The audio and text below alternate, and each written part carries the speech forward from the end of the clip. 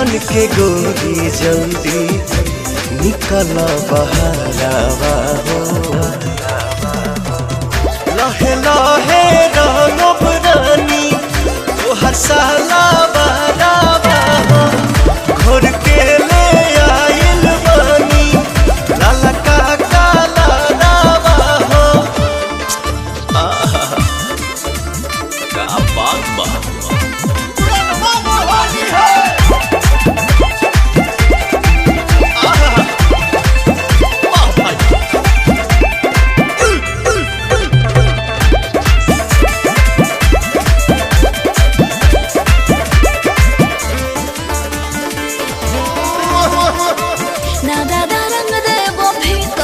जिया लस लस करी समीजिया रंगवा से काहे डेरात बाड़ू हो। भाव खात बाड़ू हो सुचोलत बाड़ू हो। जिया डोलावे मोरा फगुनी बयानावा हो।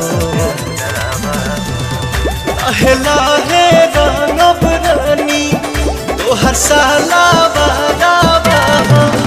घोर के ले आइल बानी लाला का काला रावा हो।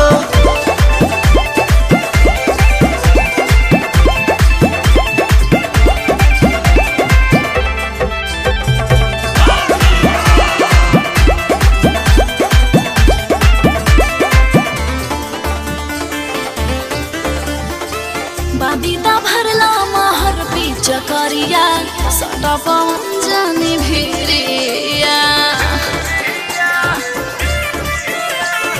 अरुण बिहारी मौका छोड़ी ना ये जान तोहर मीरा समान करी होली में नेवान। होली के मजा लेला सोटी के बजारावा हो। लहे लहे रंगब रानी तोहर साला